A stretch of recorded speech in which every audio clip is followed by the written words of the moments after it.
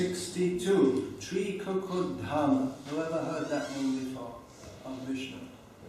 Not such a well-known name. Only if you are familiar with Vishnu Sahasranama would you know this name. It's an unusual name, and not only is unusual means it's not a commonly spoken name, nor a name that we commonly see in Shastra. It's also, unless one is somewhat versed in Sanskrit, it's not an easy name to understand what it means. Just like there are names like, just before this is Isha, so we can understand that. Isha means the control. Before that, Pavitra also. So these are easy names to understand if you know, even in the Indian language. So this is an unusual name. There are 3 words in it. Tri is the first, Dhama is the last, and in between it can be Kakub or Kakut, according to Sanskrit grammatical rules. The B and the T before it, D becomes a D also. So 3 means 3. It's clear. Kakub means the direction, just like east, west, north, south, up, down, these directions. And Kakut, what is it? Kakut, it must be Kakut. The hump, such as the hump on the back of a bull or the peak of a mountain. And Dhama, the general meaning is abode, residence, and it also means a ray of light or brilliance. So putting these various meanings together, then various understandings of this name arise. And of course, for those who are especially inspired by Saraswati, they can find many, many meanings in every name. Madhvacharya, he wanted to give 100 meanings to every name. But the straight or the most apparent meanings are discussed by the commentators. So, if Dham is taken to mean brilliance, then Trikakut will have to be taken as a separate name. So, according to the Parasha Bhattara, the Sri Vaishnava Sampradaya, he takes Trikakut to mean Varahadev, the form of the Lord, as a boar who appeared with 3 horns. So you probably don't remember from Srimad Bhagavatam that Varahadev had 3 horns, but there is a quotation here from Mahabharata with exactly these words, Trikukudaha.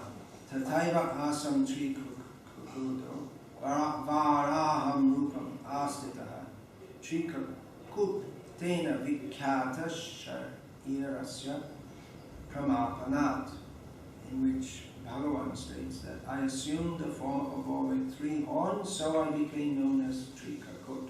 So that's the story. With that form I killed the demon. So that's the directly taking from Shastra, this name Trikakut. However, generally the name Trikukudhama is taken as one name, because you can split the verse can be, the words can be extracted separately. So you can either have Trikukudhama as one name or Trikakut as one name and Dhama as another. But generally the commentators, they take the 2 names, the 3 words together as one name.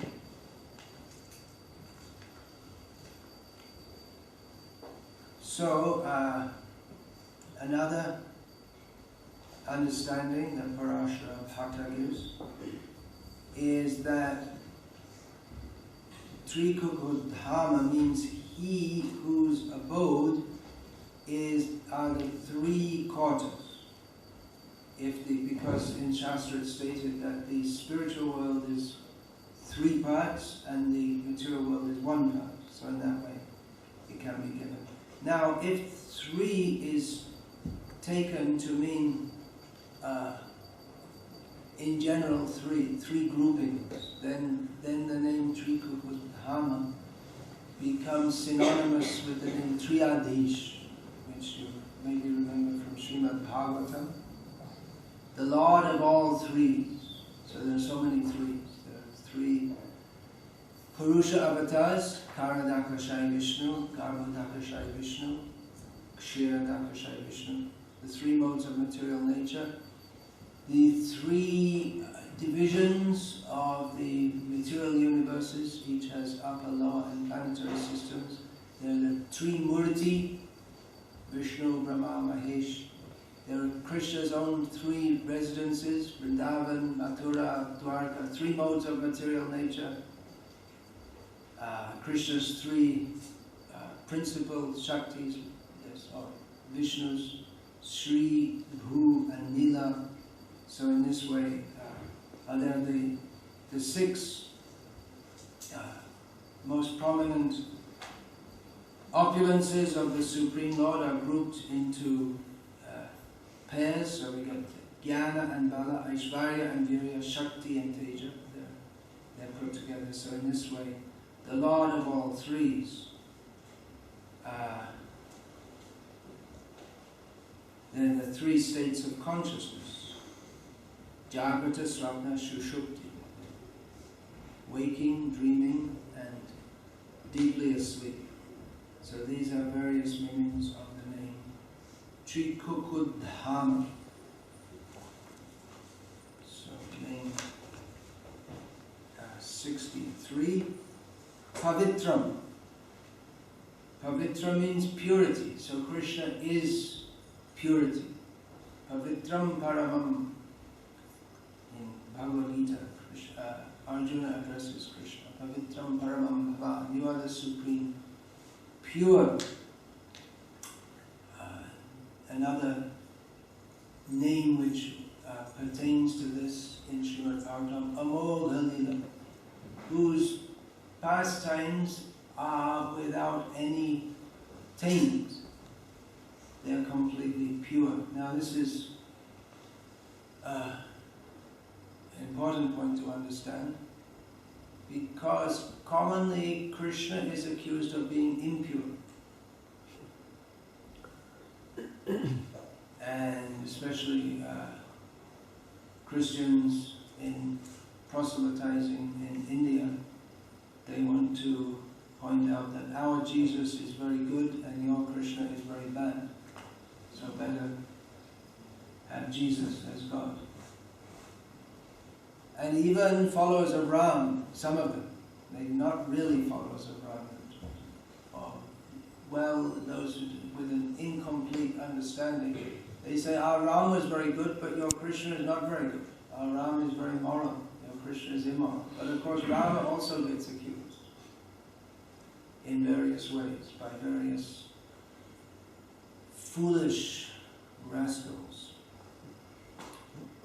So, how is Krishna pure? How can we understand that Krishna is pure when he associates with others' wives? He's known as a thief. He's known as a coward, running away from battle. He's known as a killer. He kills even his own relatives, in the case of Kamsa. But for all these activities, he is glorified. And by glorifying these pastimes, oneself becomes pure. Krishna is the supreme pure. That he is inherently pure. Why is that? because he has no ill intent toward anyone. He only wishes good for everyone. So everything he does is good. It may be taken as bad by persons who have the wrong intention to enjoy this world separately from Krishna. So for them it seems very bad that Krishna induces Yudhishthira to lie because after all Duryodhana wasn't so bad, and Rama, he could have just picked himself up another girlfriend. Why did he go to all the trouble of going down to the south and attacking our Dravidian Ravana, and who's actually a good, wasn't such a very nice guy, Ravana. Rama spoiled the whole party. They're having a nice party on Lanka, and Rama came and messed it all up. So in this way they will criticize, because materialistic people, demons, they want to enjoy this world separately from Krishna, and they criticize Krishna and Rama for disturbing their plans. But actually such persons are impure, even though they may claim to be well-wishers of others. The very nature of consciousness that is not pure Krishna consciousness is that it is fully imbued with the exploitive tendency.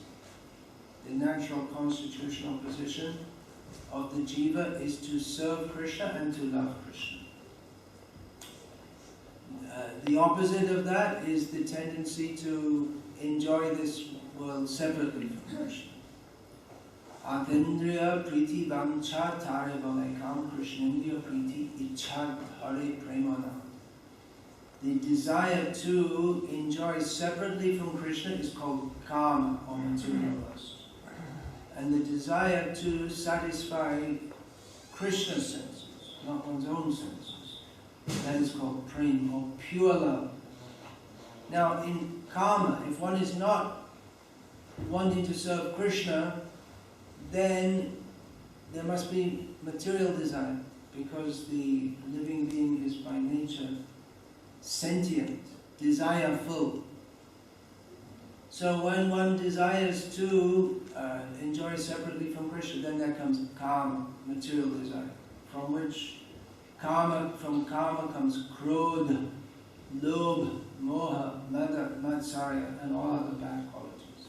From lust comes anger, greed, pride, illusion, envy, and all other bad qualities. So these are all impure,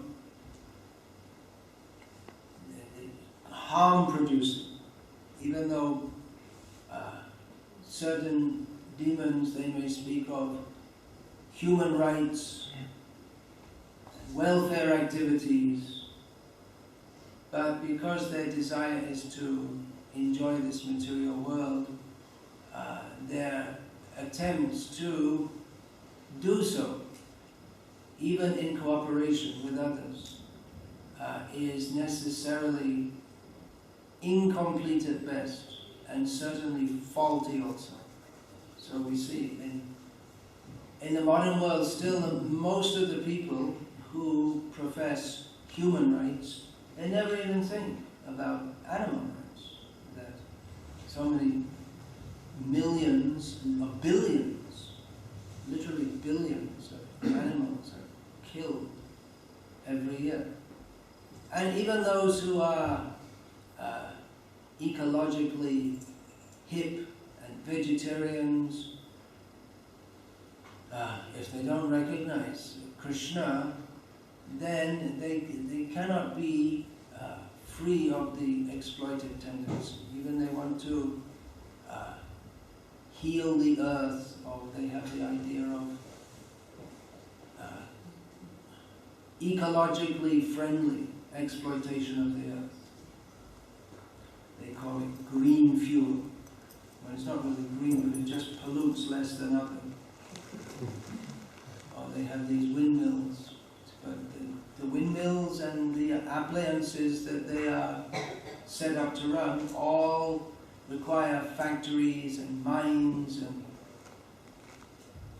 so they're all harming the earth. And even if one lives very simply without directly harming the earth, if one is not living for the sake of Krishna, then the earth is not pleased, and by the unavoidable principle of this material world, jivo jivasya jivanam, one jiva lives on the life of another, then exploitation is unavoidable.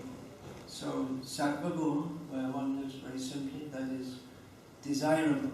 But without Krishna consciousness, nothing is fully pure. Only Krishna is fully pure. By coming in contact with Krishna, one becomes free of base desires. So from this we can understand that Krishna is pure. And also, in so many ways, philosophically, we can understand Krishna is accused of dancing with others' wives, but actually those gopis, they are Krishna's internal pleasure points. And actually everything belongs to Krishna.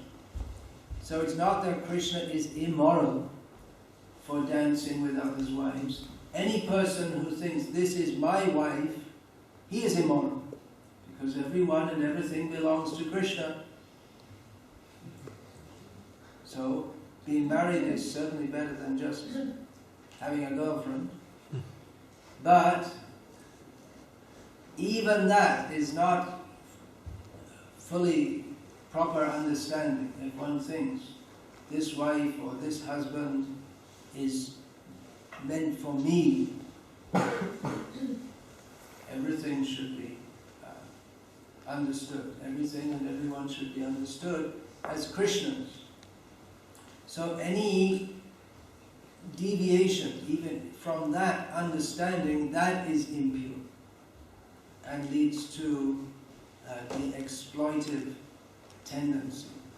So Krishna is pure because within Krishna there is no lust, greed, anger, envy, pride, illusion, any of these bad qualities. But if we see Krishna, there seems to be so much desire, so much anger.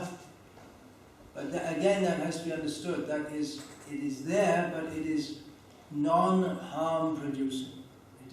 Krishna's anger, that is beneficial for the objects of it. Krishna's everything, Krishna's lust, by hearing about Krishna's lusty affairs, apparently lusty affairs, then we ourselves become free from the mundane lustful tendency.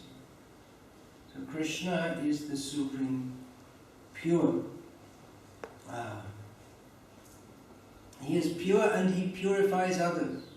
That is the test of purity. In this material world, some items may be considered pure, but they can become impure by contact with impure substances. Just like milk is pure, but if some alcohol is put in that, then it becomes impure.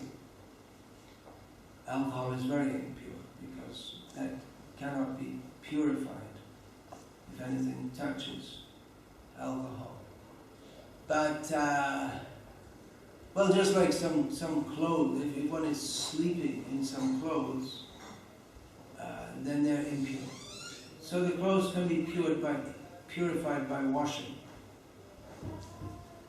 But some items are so pure that they're always pure, just like the conch shell is always pure. Nevertheless, if one blows it because one's saliva is impure, well, according to some, anyway, then one should wash that or purify that from this. But the conch itself is inherently pure. But Krishna, for him, there is no question of impurity in Krishna.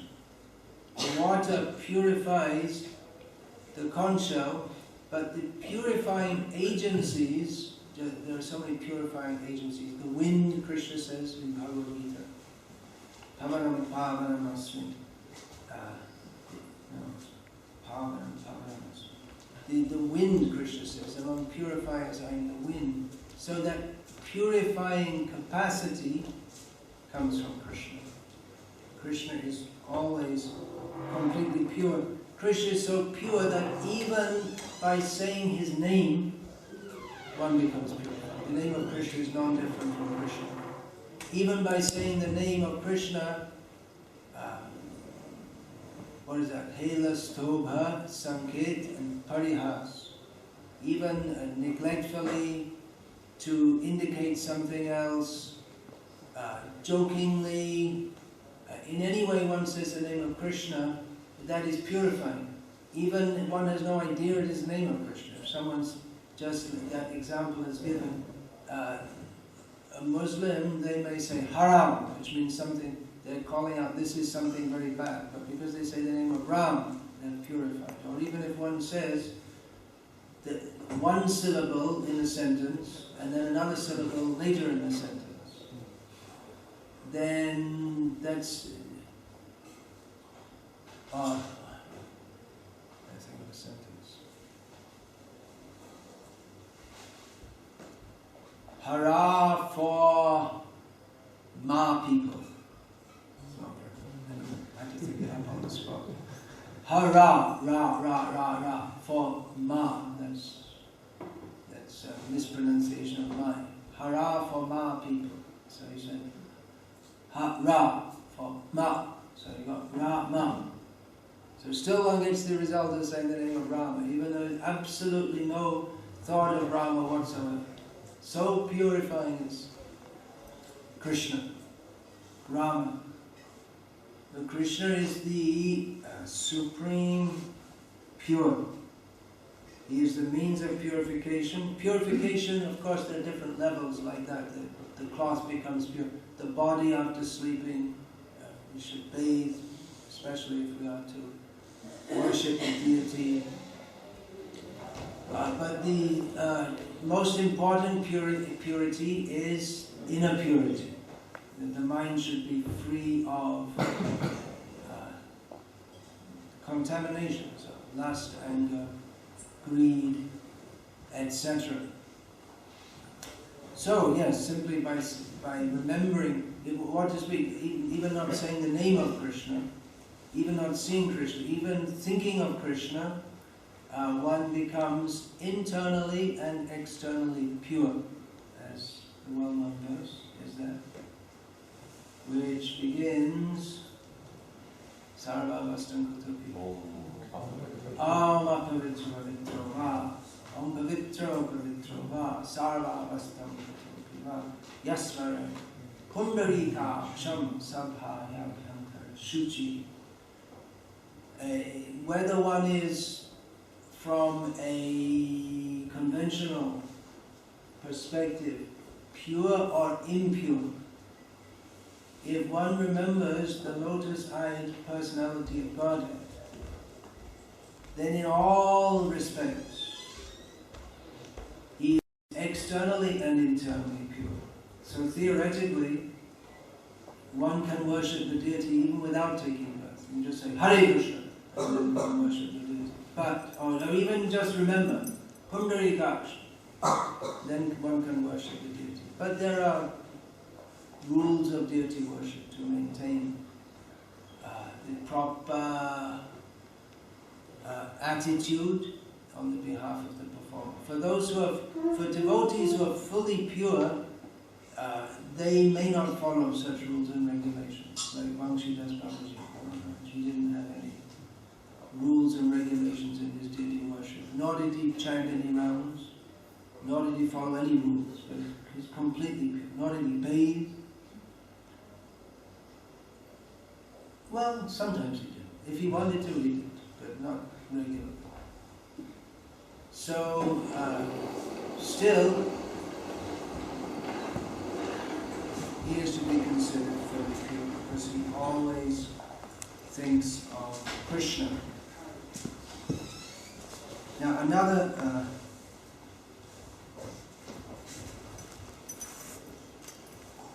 examples are there. Ajamil, just by chanting the name of Narayana, was purified. There's a narration given in Sri Garga Samhita of one king of Sindh who was extraordinarily sinful. And once he was out hunting and a minister shot him with an arrow. In those days, not with guns. So he fell down, and just as he was dying, he hit the ground and died, and he went back to Godhead, even though he was killed. There's a whole list of his sins, which nowadays might seem just like an ordinary person having a good time on Saturday night, but is actually sinful. Well, killing people, he killed many people also. A king can and should kill under certain circumstances, but not in all circumstances. So anyway, he went back to Godhead. Why? Because when he fell down, what had happened? A Vaishnava had been there previously and had sat there and had made his Gopi Chandan for tilak, and some had fallen on the ground. And the king came in contact with that. His body came in contact with that at the moment of death. He was purified of all his sins and went back to Godhead. So purifying is Krishna, that even that which is in relation to him, that which is very dear to him, such as Gopi Chanda, just by touching that one becomes completely purified. So we can imagine how pure is Krishna. And now another meaning of the name Pavitra, which is completely different meaning. One who gives protection. Pavitra, tra means here. Trayate, as in kshatriya. Trayate, paritra. Who gives protection from the thunderbolt of Indra, which is called Pavi. So, Pavitra. So if one is threatened with the thunderbolt of Indra, we can call out Pavitra, and Bhagavan will deliver us. Not that we are likely to get threatened by the thunderbolt of Indra, as you're all devotees, but even anyone. Why should Indra bother in this Kali Yuga with all the petty people here? He deals with big demons, not with little demons. Like I used to be before. Srila Prabhupada kindly pick me up, and I'm trying somewhat not. Now there's a statement in Vedanta, Indriyanam Raja Indra.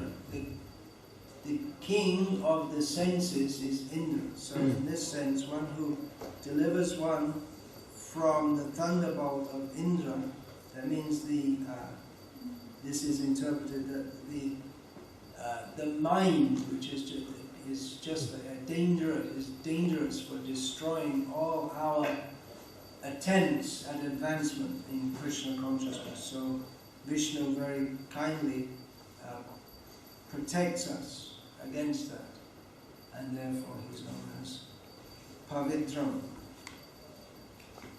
And name 64, Mangalam Param. So this name means supremely auspicious, and this fits very nicely with Pavitra, because he's completely pure and completely purifying. Then he's most auspicious, because real auspiciousness, people have different ideas of what auspiciousness is. We'll see on the outside the shops in North India, they'll have written Shubh Labh. Shubh means just like this, Mangala means auspiciousness, and Labha means profit. So these are the two aims of the Vaishya, to lead, to have auspiciousness, which is generally, and to have money, to profit. These are things that are interesting. So auspiciousness is generally considered that we'll have a happy home life. We'll lead a pious life. There'll be many children. Of course, that idea has changed in the modern age, because now it's considered wrong to have many children. But according to Shastra, it is auspicious to have many children. And everyone will be healthy, and everyone will more or less cooperate among themselves at home, and will live comfortably and happily, and this is considered auspicious. However, it's not really auspicious at all, because that's all the illusory happiness of this material world. So real auspiciousness means to understand that everything auspicious and inauspicious in this world is inauspicious. And the only real auspiciousness is to go back home, back to Godhead, to Krishna, to be Krishna conscious. So that is supreme auspiciousness. And Krishna, because he's all pure, then he awards such auspiciousness. No one else can award such auspiciousness. He speaks Bhagavad Gita and gives us the knowledge by which we can understand what is the actual meaning of good and bad and auspicious and inauspicious. So in this way, Krishna is the supreme auspicious. He's pure, means he has no ill intent, only good intent for all. And in this way, Krishna is all auspicious. That if we go to Krishna, even with a mistaken intention, that we think, I'll go to Krishna and by Krishna's grace I will attain auspiciousness. That means, just like Dhruva Maharaj was thinking, I will obtain a mighty kingdom. But Krishna is so purifying and so auspicious that he, even though Dhruva did not have any such intention, Krishna destroyed the desire within Dhruva Maharaj's heart, material desire, and awarded him pure spiritual desire. So Krishna in this way is supremely auspicious because he acts for the benefit of others, even against their own wish. So that's just like children. The parents are supposed to act for the benefit of children, even against their own wish. The children's desire is simply to play all day, and the parents send them to school with the mistaken understanding that it will benefit them, at least in modern age. But at least the children have the idea that it's supposed to benefit them. So, anyway, that's another discussion altogether. Auspiciousness and inauspiciousness of mundane education. Actually, it's all inauspicious. That is a different discussion. So, Krishna is all auspicious, so that even people who approach Krishna in enmity, they're also benefited. People who approach Krishna for whatever reason, akamo sarva kamo vam, moksha kama, udara dhi, tivrena, bhakti yogena, nijita, purusham. Even people who approach Krishna being full of material desires, or if they have the inappropriate desire to become liberated without serving Krishna. Still, if they approach Krishna for the sake of doing so, Krishna benefits them. And if they worship him with intense devotion, that's an important point to understand. That verse is often quoted by somewhat devotees or so-called devotees who think that it's okay to go on with a life of sense gratification and chant Hare Krishna sometimes when you want to, quoting Sarvaka, you can have all the parts. The verse also says, Tivrena Bhakti Yoga. One has to perform Bhakti Yoga with intensity, not with laxity. So the idea that we shall perform Bhakti however we like, as much or more likely as little as we like, whenever we like, which isn't too often, and Haribol. That is not supported by this verse, although some people try to propound that. And another understanding is that even if people approach Krishna with mundane desires, Krishna also fulfills that. He may fulfill that.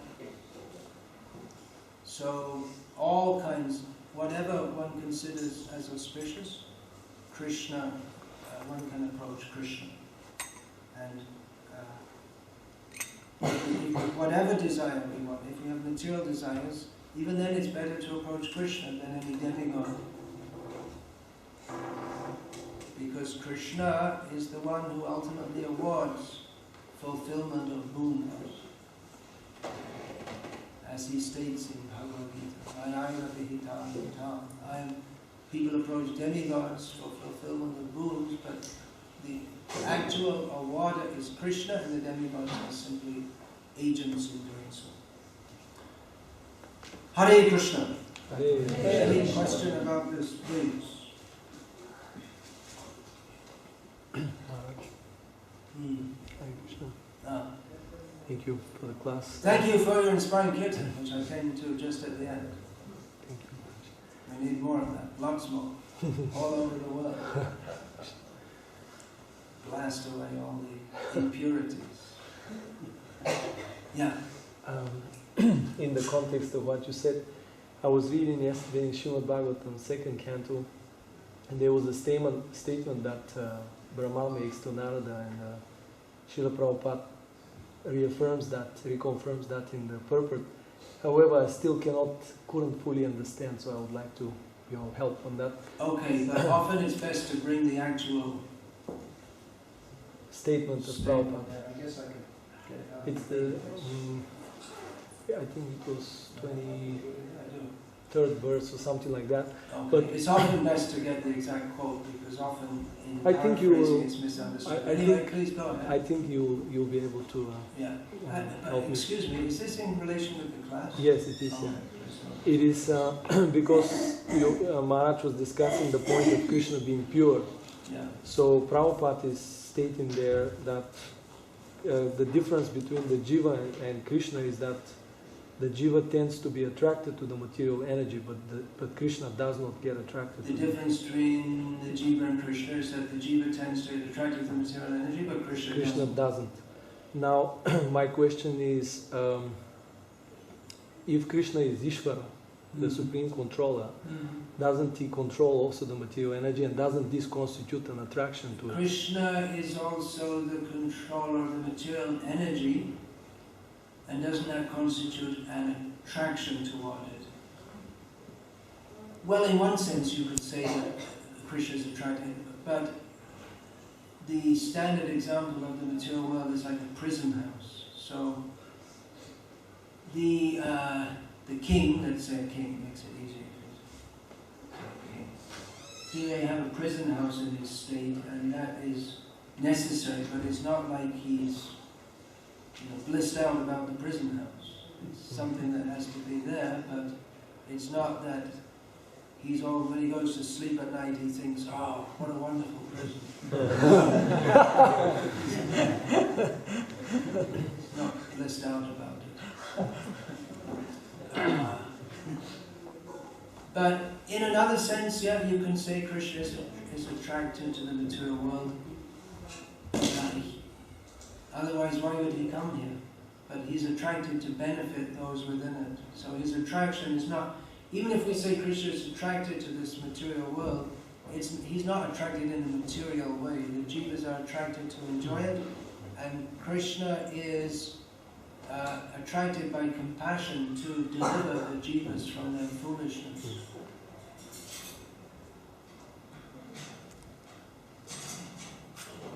So Krishna, even though he comes in the material world, he doesn't become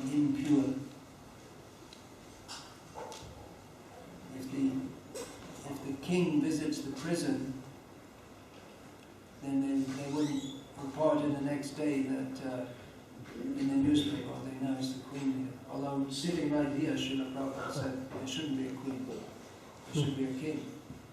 He didn't like the idea of there being a queen. So it wouldn't be reported that, well, the queen was in the prison as if she's a prisoner. It's understood she goes there out of her good nature or whatever. I don't know if she goes to prison. I don't know where she goes. I don't know that much about the queen's movements. But it's also part of her kingdom, and she can go to inspect the conditions, try to encourage the prisoners to behave as good citizens and merit their release.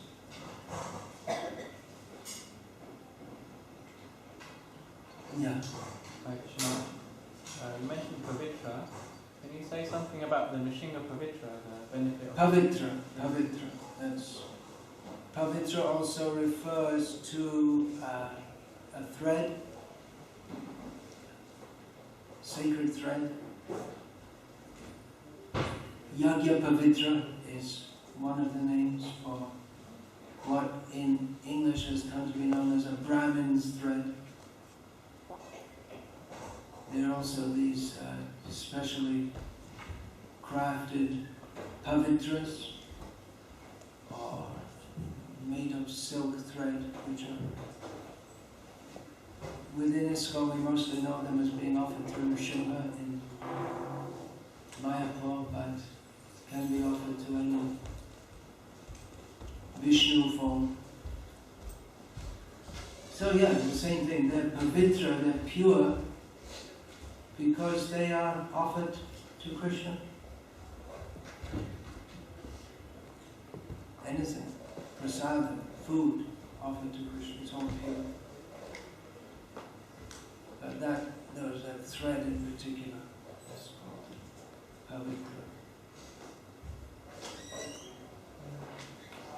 Maharaj, first of all, thank you very much for excellent pravachan. In fact, I will go so far as to say that it's so good that it's pregnant with questions and answers for an entire conference. I hope you'll allow me to ask. Well, we're over time now. I hope you will allow me, you're saying, but I'm not the allower. Who's the allower? Who are the Over there. representatives of Vishnu as the authorities here? Yes. Over there? Well, over there, he's the authority. Well, he's everywhere. What's the thing we should... I'm sorry? You should finish around 8:45, right? 8:45, is it? Okay, Yeah. I presume this is 8:30. Yeah. Okay, we have another 12 minutes according to The this. stats Yes, are yes, yes, late yes. till now. Sorry? Okay, so please go away. Please say something. Well, Arjuna was complaining to Krishna in Bhagavad Gita, saying that my limbs are trembling, my hair is standing on their ends, I cannot kill my relatives and so on. So Krishna could have said equally, instead of saying what he actually said, okay, Arjuna, I understand your problem. Please narrate this thing to the following to your cousins, Duryodhana, for example. Say to Duryodhana, yes, dear cousin, I understand that you are very annoyed with us, but I really don't want to fight with you, provided that you fulfill 3 conditions. First, respect your... This is a new Mahabharata. So, you... Whatever it is, it's not going to be right. Because what Krishna said is right. Yes, but the thing is... Maybe you got trained in modern, what do they call that? Conflict resolution. This came about... Krishna wasn't a very empathetic listener. Arjuna, he's really distressed. And like you say, his body's trembling, his Gandiva's fallen down. And Krishna doesn't say to him, well, I understand you had a hard time. And Krishna calls him, you damn fool. You think you know what you're talking about? You don't know anything. So that's Krishna. You can argue with him if you like, but No, it's not advisable. If you take the basic tenet as being it is wrong to kill anyone or anything. No, that is rejected, that basic tenet that it's wrong to kill anyone or anything. That is not acceptable for a kshatriya. Kshatriya must kill. And he's trained to do that. Sometimes killing is needed. Well, that would please the people of Texas very well. W. Bush, for Maybe example. if they misinterpret, but just like, it's an easy thing to understand. You can understand it very well. You're an intelligent person. No, I'm That, not. all right, well, if you're not, I'll help you to become more So, I mean, intelligent. he could have easily... It's an easy thing to understand. Just like if we're all sitting here peacefully. But I'll give an example. I gave this example the other day. I just arrived in Los Angeles a few years ago. And I think it was on the same day, or no, it wasn't the same day or the next day, or the day before. So anyway, it was in the newspapers that at the check-in counter for El Al, the Israeli Airlines, a gunman, a man had just come in and started shooting randomly and killing, presuming that the people going on the flight were all Jews. He was an Arab. So he killed a few people, and then a security guard shot him dead, shot the gunman dead. So that is an incident. The gunman, the security guard did his job properly by killing him. By killing that person. If he had, no, of course he could have just maybe shot him in the leg or something, but anyway he shot him there. So that is a case where shooting, the gunman who was shooting others dead was a criminal, but the person who shot him dead was a hero, or at least he was just doing his job, because it was taking one life of an evil person to save that of others who, at least in that situation, could be called innocent. So, in some situations, killing is laudable. It is So required. would you say therefore that Krishna was actually teaching us that there are some people who are intrinsically so evil that it is actually doing a mercy to them to separate their soul, for example? Yeah, to kill them is good. Krishna taught Arjuna in Bhagavad Gita, Adveshta sarva bhutanam maitra karana evacha. A devotee is very dear to thee, who has no bad feeling toward others, who is friendly and merciful to others. And Krishna was telling Arjuna to kill Duryodhana. So Krishna was asking Arjuna to exhibit his non-envy, his kindness and friendliness to Duryodhana. Of course, Arjuna didn't personally kill him, but he killed many others. It was Bhima who killed all the sons of Dhritarashtra. So, by doing so, Arjuna exhibited kindness, because to allow sinful persons to kill, to live, when they're going on when they're simply committing more and more sins and oppressing the public, oppressing the populace, better that they die at the hands of a pious Kshatriya like Arjuna and in the sight of Krishna. So this may be misused and misinterpreted for jihad or something like that, but historically it has not been so. Historically, although the Bhagavad Gita enjoins killing humans under certain conditions, historically it has not been misused for wanton killing, because it's been propagated within an ethos of proper understanding of the intent. So the penitentiaries in Phoenix, Arizona, Texas, they're perfectly okay to kill all these people in the death row. Right? It's another question altogether. The message of Bhagavad Gita does not exonerate or encourage killing under any or all circumstances. But anyway, you should know by now. You've been coming so many years. If you didn't understand by now, then what shall we do for you now?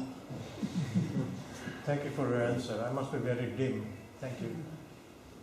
Yeah, actually, if you still don't, I mean, every class you ask some questions like this. When are you going to understand? Just accept Krishna. I don't know. as It he is because it is a Bengali characteristic. You know, quite aggressive. Bengali or Amra kichu jani. It is, yes. It is probably my gene. I don't know. Kintu Prabhupada এবং আমাদের শঙ্করাচার্যরা তারাও Bengali কুলে জন্মগ্রহণ করেছে। হ্যাঁ, নিশ্চয়ই। তাদের পদাঙ্কানুসরণ করা আপনার জন্য পরম মঙ্গল হবে। আপনি একটু চিন্তা But করুন। Your Holiness, thank you very much indeed. Hare Krishna. Hare Krishna. Yeah, well, here's a good one for you. I've got that. You didn't get it because it only came out last night. That's the standard excuse. It looks like another one that was on sale the other day. No, I saw this for the first time last night. It's just released last There night. is another one which looks like this one. All right, but it's not. It was on sale just outside over there. No. Not this one, but the one that looks like it.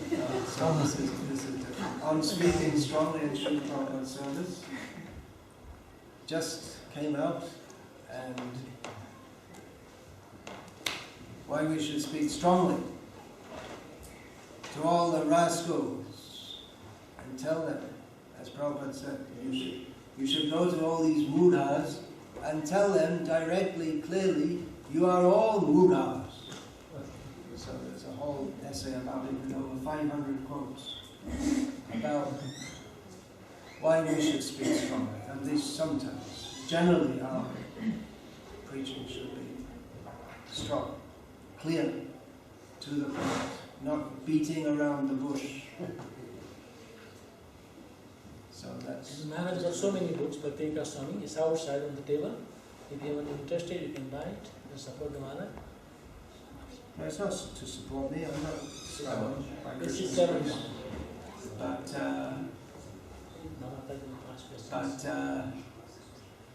you want to distribute this book. Question? You mentioned about for those they got a lot of charity or in marriage that they do not come to the point know about Krishna, that is useless. I couldn't understand. You mentioned that for those religious people who do not know about Krishna. People are good but who don't worship Krishna. Yeah, and my question is that for many some of the devotees they worship Krishna but they reject a lot of reject other living entities or reject or that is about devotee. But for some of the person who are very genuinely care for other living entities but they do not come to the point of Krishna, because usually say that if you only worship him and then you do not care about other devotee or living entities, this is like reject him also. So who is more dear to Krishna? Who is more dear to Krishna? The devotee who doesn't care for others is mentioned by Krishna as a neophyte devotee, Acharya Puja Sashankirti, Natad Bhakti Janishu Sabhakta Prakriti Smita. The devotee, Krishna says, is still on the mundane platform. If he worships Krishna with great faith, but he doesn't care for other devotees or for other living beings. So he's not a very advanced devotee. On the other hand, there may be people who care for others, but who don't care for Krishna. They care for others by giving them chicken soup for the soul, and collect blankets and distribute them to the people.